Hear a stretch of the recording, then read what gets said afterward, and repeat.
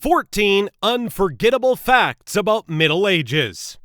Despite everything you've learned in history class, you probably know very little about the Middle Ages.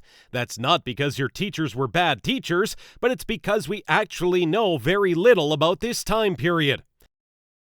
However, we've compiled 14 of the best and unforgettable facts about the Middle Ages. Before proceeding, please click on the subscribe button and click on the bell icon so that you can get notified for every new and fantastic video. Number 1. Trial by ordeal. In medieval England, there was severe and unusual punishment for criminals, but before they were punished, the accused would go through one of 3 challenges. These incorporated the trial by fire, where a blamed individual held a super hot iron bar and walked 9 feet. If their hands healed following 3 days, they were innocent. If not, they were guilty. There was the trial by water, where a blamed individual was tied and tossed into a lake. If they floated, they were guilty, and if they sank, they were innocent. And finally, the difficulty by battle was utilized by aristocrats who chose a person to fight in their place. Whoever won was correct, and whoever lost was typically left for dead.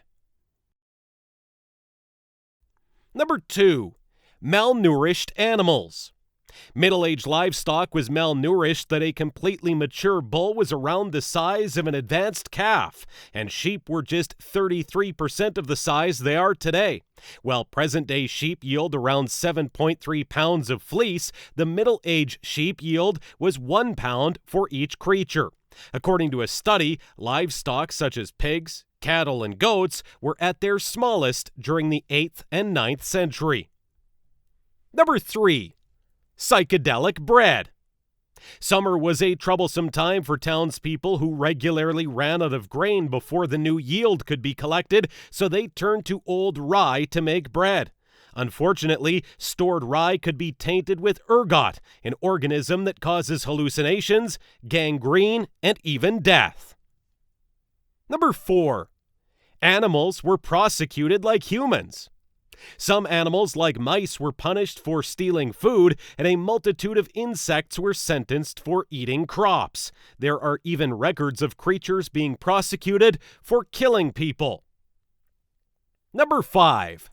Long-toed shoes, aka Krakau's.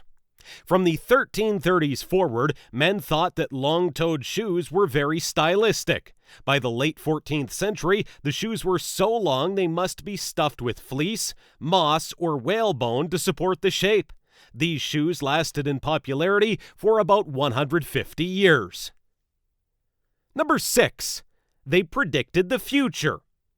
Roger Bacon was a 13th century Franciscan monk who, in his Letter on the Secret Workings of Art and Nature and the Vanity of Magic, composed that later on, vehicles can be made without creatures and they will move with fantastic rate, and flying machines can be developed so a man sits amidst the machine rotating a few motors. Bacon's different expectations included submarines, plunging suits, steamships, and telescopes. Number 7.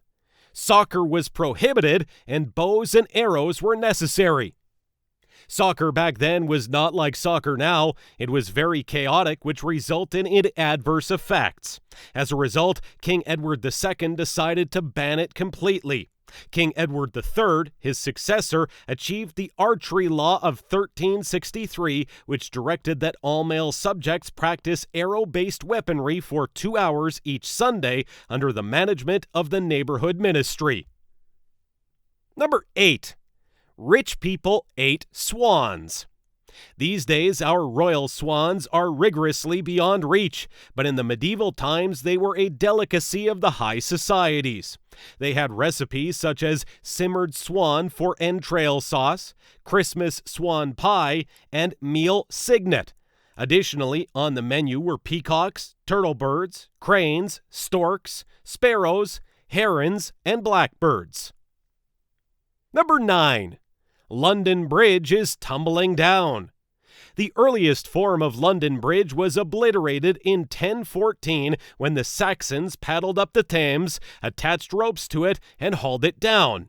While this occasion helped the Anglo-Saxon king recapture control of London, it's likewise conceivable that it might have been the motivation for the nursery rhyme, "London Bridge is tumbling down." Number 10. Bears wandered the open country. Britain used to be the local home of earthy-colored bears, yet they got wiped out around the 11th century. They used to roam all over Britain and were once imported into the country for sport. Number 11. Archaic individuals had investment accounts. The Middle English term pig alluded to a sort of dirt with which containers or pots were made. Pig containers were utilized for saving coins, and by the 18th century were known as pig banks or stashes. That's why we have piggy banks nowadays. Number 12. One name was sufficient.